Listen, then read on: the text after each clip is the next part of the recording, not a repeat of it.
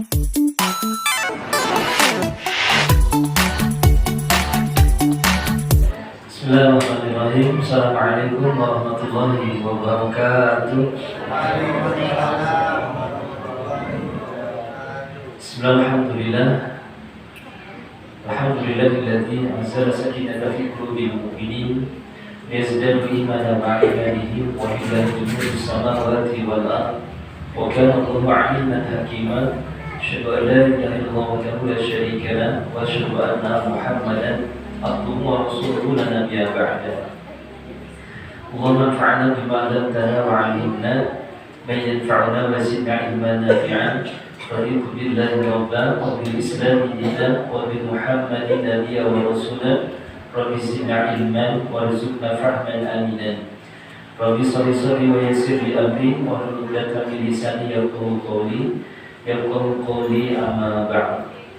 Qala Allah ta'ala fil kitabil karim أعوذ بالله من الشيطان الرجيم بسم الله الرحمن الرحيم فاذكروني أذكركم واشكروا لي ولا تكفرون يا أيها الذين آمنوا استعينوا بالصبر والصلاة إن الله مع الصابرين.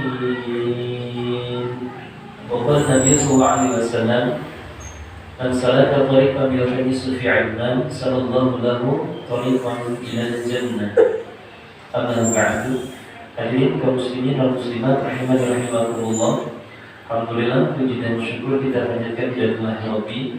Qadarullah di kesempatan Sabtu malam Ahad ini Allah pertemukan kembali, perjumpaan kembali kita di Masjid At-Taqwa ini.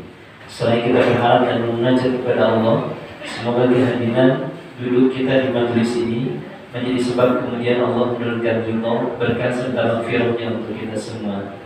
Sehingga seberapa banyak pun dosa, kesalahan dan kekhilafan yang pernah kita lakukan sebelumnya, insya Allah setelah dari tahun ini Allah ampunkan dan Allah menggugurkan dosa-dosa yang pernah kita lakukan.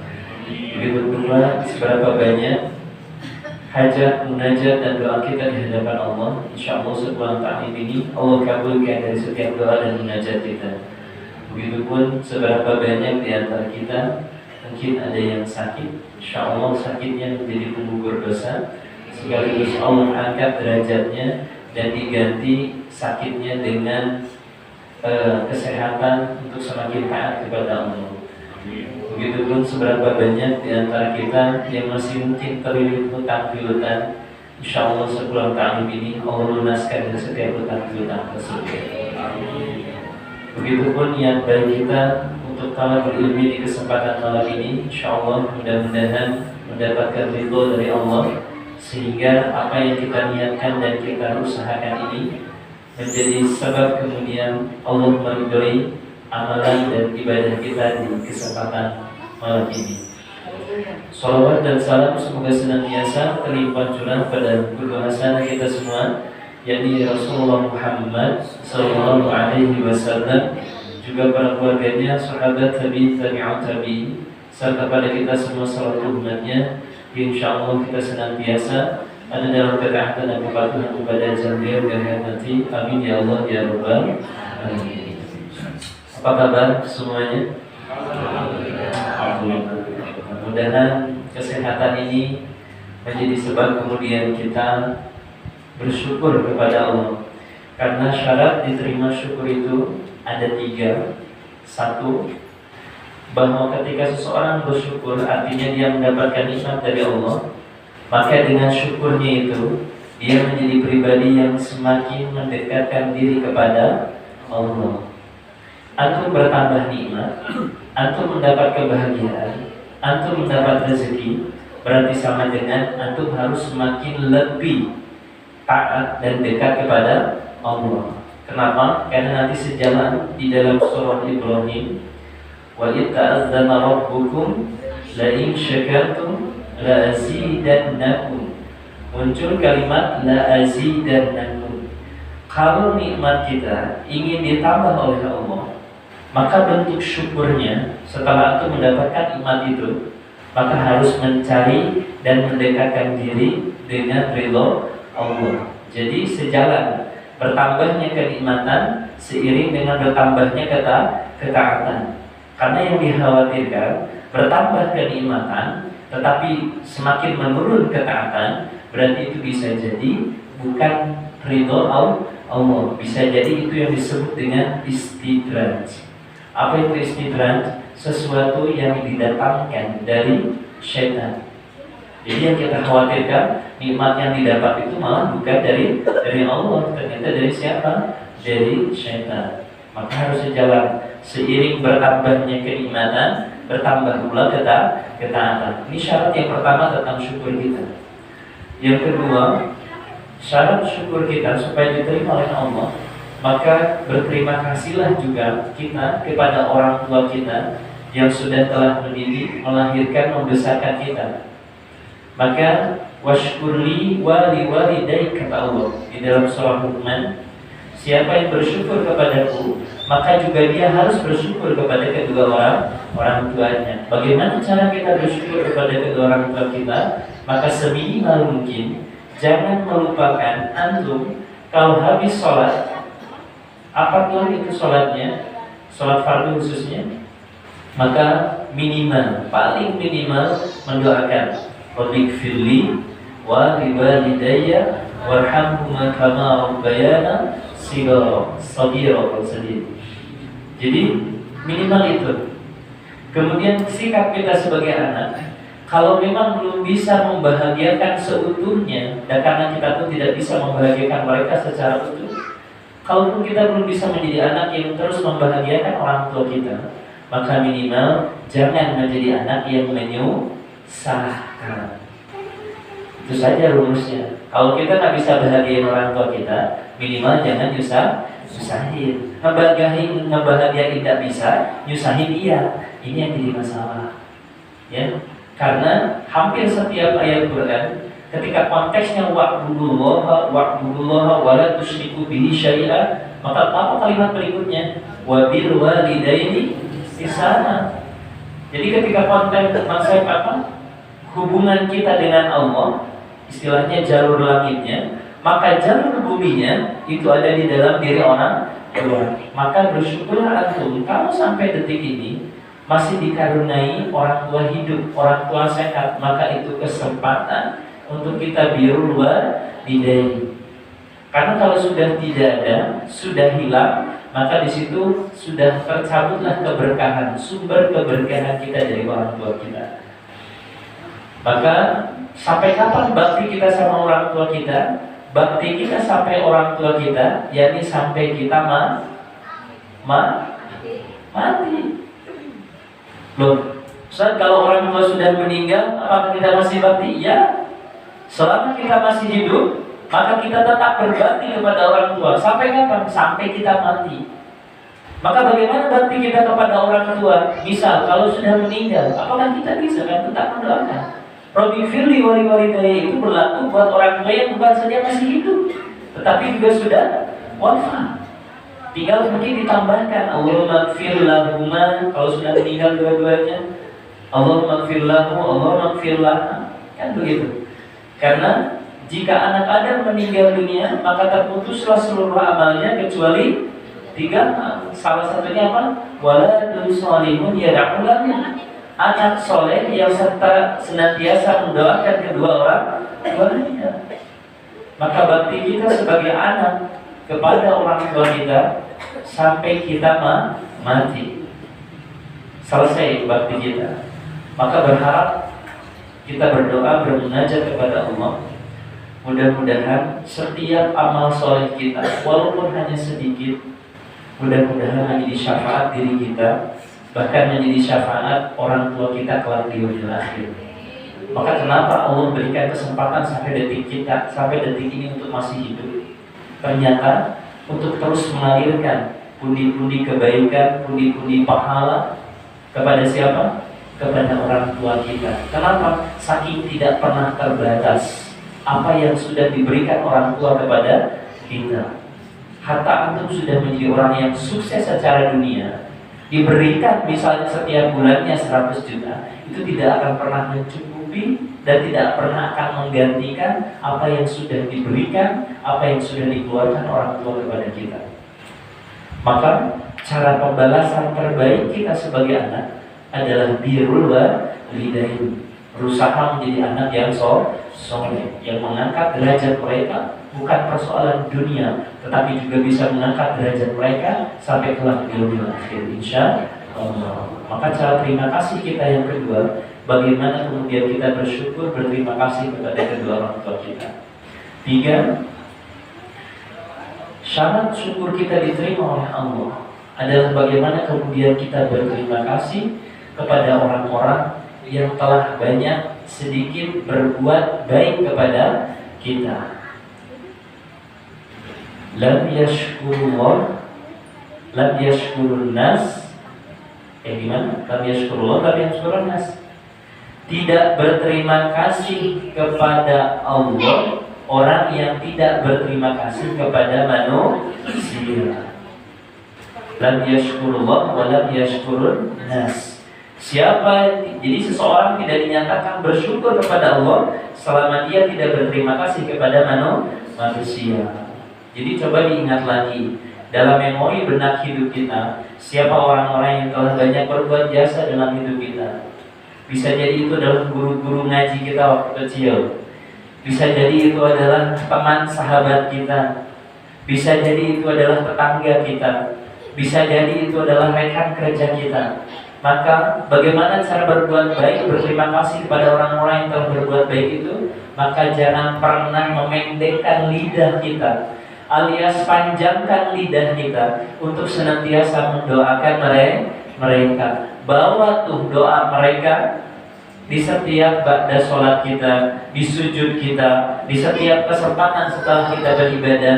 Jangan lupa doakan saudara kita, teman-teman kita, orang-orang yang berbuat baik kepada kita. Karena sejatinya kehidupan kita lebih baik detik ini daripada sebelumnya. Itu pasti ada dorongan, ada support, ada motivasi, ada perbaikan, ada perhatian, bahkan ada doa dari orang-orang di sekitar kita.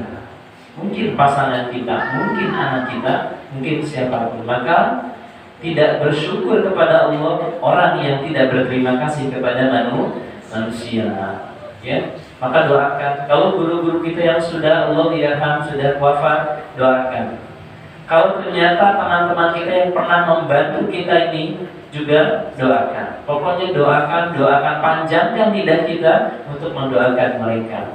Maka itulah syarat kemudian seseorang dinyatakan syukurnya diterima oleh Allah Subhanahu wa ta'ala. Ustaz, bagaimana dengan tasyakuran? Apakah itu juga bagian dari bersyukur?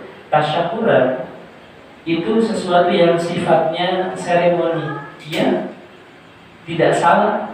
Maka ada orang sunatan anak dihitan, kemudian syukuran hitam, silahkan. Ya, ada orang mau nikah syukuran, tetapi ketika syukuran itu tidak menyebabkan kita dekat dengan Allah, tidak semakin berterima kasih kepada orang tua dan kepada manusia yang lain, buat apa? Ya, karena tidak sedikit kita sekarang terjebak dengan konteks syukuran itu. Ya, begitu mewahnya, begitu ceriahnya, kata orang Sunda, begitu ceriahnya untuk syukuran, tetapi di situ tidak semakin dekat dengan Allah. Ini hati-hati. Berarti kita terjebak dengan seremoni sebelaka.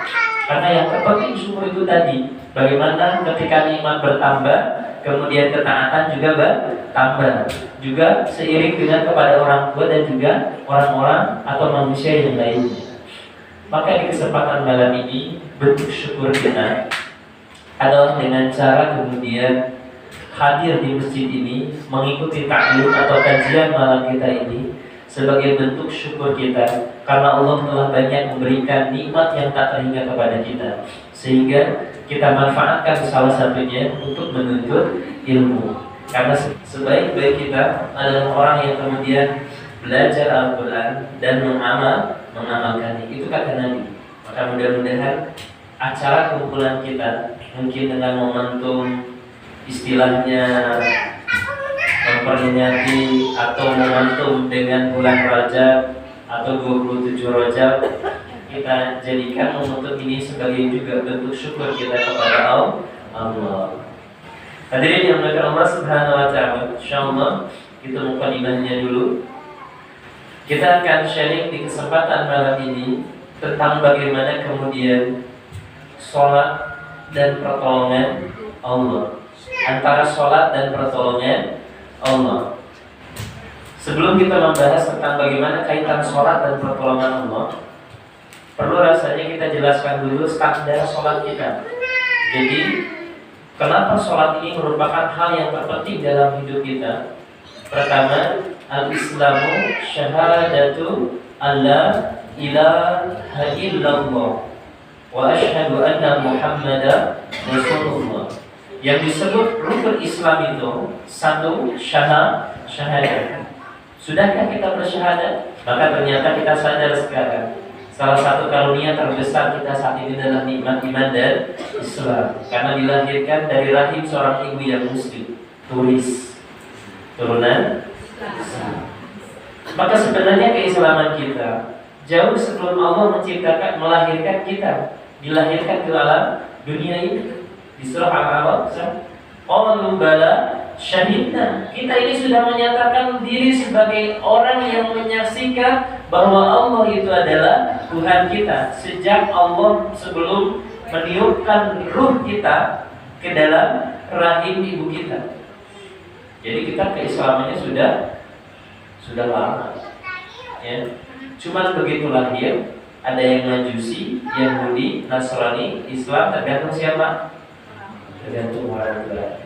Syahadatu an la ilaha illallah wa asyhadu anna Muhammadar Rasulullah. Yang kedua, aqimis shalah, menunaikan salat, wa atuz zakat, wa shaum ramadan, wa hajjul bait man istata'a ilaihi sabila.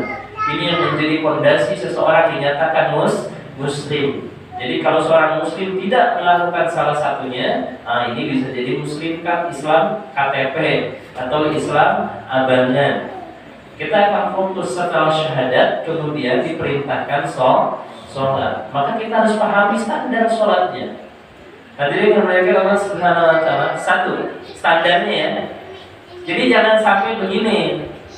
Kita setiap tahun ada istilahnya momentum Rajab. Tetapi kemudian kualitas dan kuantitas sholat kita tidak bergerak menjadi lebih baik. Anda begitu. Ya, maka kita harus perhatikan. Satu, ada yang disebut dengan jumlah. Jadi ketika kita memahami sholat, maka standarnya yang harus dipahami itu adalah apa? Jumlah rokaat jelas. Ya kita harus paham. Subuh berapa rokaat? Zuhur? Asar? Maghrib? Isya? Alhamdulillah, sudah hafal. Sudah adanya. Jangan kemudian kita soleh, saking solehnya, Ustaz saya pada seneng banget sama sholatnya, cinta banget sama sholatnya, sampai subuh kemudian 3 rakaat.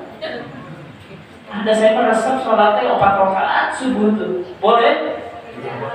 Antum sesoleh-solehnya, Rasulullah itu lebih soleh. Sholat subuhnya berapa rakaat? 2. Kecuali sholat-sholat yang punya variabel rakaat, pilihannya lebih dari 2 boleh, kayak duha, tahajudnya itu silakan lebih dari 2. Tapi kalau yang fardu itu cukup sesuai dengan jumlah dan bilangannya. Salah satunya dari mana rujukannya? Kita buka salah satunya di surah Hud. Surah keberapa surah Hud itu? Surah ke-11. Di surah Hud surah ke-11 ayat ke-114. Surah Hud ini contoh. Allah berfirman, "A'udzubillahi minasyaitonirrajim wa aqimis sholata tarafin nahar wa zulafan minal lail innal hasanati yudhibnas sayyi'at dzalika dzikrul lidzakirin." Di ayat 114 Allah mengatakan, "Dan laksanakanlah sholat pada kedua ujung siang, pagi dan petang, dan pada bagian permulaan malam." Al-Quran tidak menyebutkan spesifikasi nama seperti sholat subuh, zuhur, asar, maghrib, dan isya. Tetapi secara waktu dan jumlahnya disebutkan. Salah satunya di surah Hud ayat 114.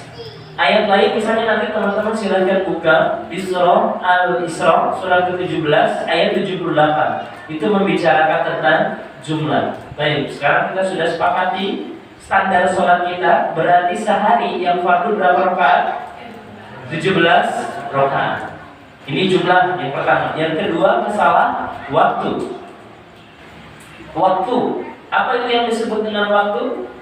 Di surah An-Nisa ayat ke-103 akhir Allah berfirman, "Inna sholata kanat 'alal mu'minina kitaban mawquta." Sesungguhnya sholat itu telah ditentukan waktunya untuk orang-orang yang beriman. Jadi yang pertama tadi standar sholat itu apa? Jumlah. Yang kedua waktu. Waktunya sudah ditentukan? Sudah. Ya. Nah, sekarang kita cek. Ini dalilnya. Inna sholata kanat 'alal mu'minina kitaban mawquta. Artinya orang beriman itu tahu kapan waktu sholat. Ibu dan bapak sudah tahu waktu sholat? Oh, masya Allah. Kita cek. Subuh jam berapa? 39. Ada yang 35. Ini beda kota ya. Di sini 39. Oke, zuhur 12:05. Asar 15:25. Maghrib baru tadi maghrib berapa? 18. Isya 19:29 atau 28. Ya. Jadi orang mukmin harus tahu waktu sholat. Bu, ibu tahu kalau suami gajian tanggal berapa? Ibu tahu kapan harus isi pulsa? Ibu tahu kapan harus isi listrik? Kapan harus bayar SPP? Kapan harus belanja? Waktu sholat? Ya. Jadi orang mukmin itu harus direkam waktunya. Kenapa? Karena itu merupakan bagian terpenting dalam hidup seorang mukmin adalah ketika menuntaskan sholatnya dengan baik, dengan tumanina dan dengan khusyuk. Ya, hati-hati. Mulai sekarang hafalin waktu sholat. Bahkan saya ada kawan-kawan kalau nanya Iseng, ente kerjaannya apa? Saya kerjaannya sholat. Kerjaannya itu sholat. Ya, kalau kita ditanya pekerjaanmu apa? Ini karyawan. Apa pekerjaanmu? Guru, polisi, dokter, kan gitu ya. Nah, ini ada yang ditanya apa pekerjaanmu? Sholat. Ya, ternyata kerjaannya sholat. Emang bisa menghasilin Ustaz kalau sholat? Ya sambil ikhtiar atau sambil ikhtiar. Profesi itu kan hanya ikhtiar kita di dunia saja. Baik, ini yang kedua tentang apa tadi? Waktu. Yang ketiga, standar sholat itu apa? Menjaga waktu. Pertama jumlah, kedua waktu, yang ketiga menjaga waktu. Surah Al-Baqarah 238. Hafidhu 'alas sholawati was sholatil wusta. Jaga waktu sholat. Ya. Siapa yang menjaga waktu sholat, siapa yang menjaga sholatnya, Allah akan menjaga dirinya melalui sholatnya. Jadi kalau kita sudah hafal jumlah rakaat sholat, sudah hafal waktu sholat, yang ketiga yang terpenting kemudian menjaga waktu sholat. Jangan sampai kemudian zuhur 12:05 dilakukan jam 2:05. Asar jam 15 berapa tadi? 15:25. Jangan kemudian jam 5:25. Maghrib jam berapa? 18:18. Jangan kemudian sholat maghrib 19:18. Assalamualaikum. Allahu Akbar. Alhamdulillah geuning tos isa deuna menit tereng cenah waktu kan beureut da salat maghribna mepet je isya. Hati-hati, orang beriman itu menjaga waktu sholat isya. Hati-hati, kecuali urusan syar'i ya, seperti thalabul ilmi seperti ini boleh isya agak dimundurkan, boleh. Sebagian ijtihad ulama memperbolehkan. Tetapi kalau karena faktor sinetron Liga Indonesia, hati-hati ya. Meskipun itu Persina eleh. Oke, apakah karena sholat di sana ke masjid Persib eleh? Katai gondok, sholat berjamaah tinggalin. Tulisan udah sama penting itu bisa sampai. Ya, hadirin yang dari Allah Subhanahu Wa Taala, kita berusaha dalam konteks yang disebut dengan ketika hadir bulan Rajab ini, selain kita memperbanyak tobat kepada Allah, adalah kemudian memperbaiki kualitas dan kuantitas sholat kita. Standarnya bagaimana tadi? Satu apa tadi? Jumlah. Dua, waktu. Tiga, menjaga waktu. Nah, saya dilihat dari kicupnya, ini yang paling rada bermasalah di menjaga waktunya. Ya, hati-hati. Sekarang Rasulullah dengan kita jelas ya, keren Rasulullah ya. Rasulullah itu ya presiden lah gitu ya. Kemudian panglima perang, kemudian pebisnis juga, kemudian pedagang gitu ya, pedagang atau pebisnis. Kemudian apalagi Rasul, kemudian seorang ayah juga. Dibandingkan kita punya berapa jabatan sih Pak? Paling ketua DKM, paling ketua RT, paling ketua organisasi, itu pun terhitung 1-2. Sekupnya pun tidak besar, kecil. Rasul itu untuk umat, sekian umat. Tetapi pertanyaannya, sholatnya apakah pernah kemudian terlambat? Sholatnya senantiasa tepat waktu, senantiasa berjamaah. Rasul kita tidak sekeren jabatannya Rasulullah. Tapi gara-gara ada proyek, ada rapat bisnis meeting itu, akhirnya digugurkan sholat zuhur karena khawatir proyek 2 miliar amblas. Khawatir proyek 2 miliar itu gugur. Tar aja deh sholatnya, dan sholatnya nomor 2 jangan kahiji masyarakat. Ya, Allah Maha Pemaaf. Tidak ada sedikit pun keberkahan ketika kita menunda-nunda waktu sholat. Hafidhu ala sholawati sholawat wusta. Jaga waktu sholat, Allah akan menjaga hidup kita.